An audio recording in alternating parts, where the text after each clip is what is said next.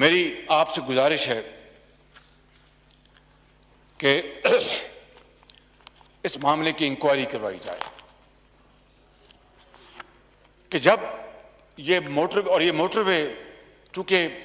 Sialkot motorway पे ये अंधोनाक वाक़या पेश आया, तो यहाँ पर ये मैं समझता हूँ कि कहना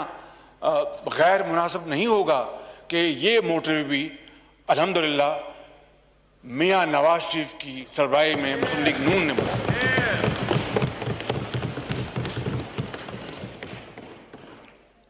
ये लाख तख्तियां लगाते फिरें, हर जगह लाख तख्तियां लगाते फिरें, मगर पूरी कौम जानती है जनाब स्पीकर कि ये अवामी खिदमत के अजीम मंसूबे किस दौर में लगाए गए। ये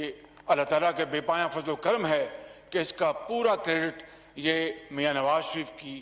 गवर्नमेंट को जाता है और मुस्लिम लीग नून को जाता है और उनकी टीम को जाता है।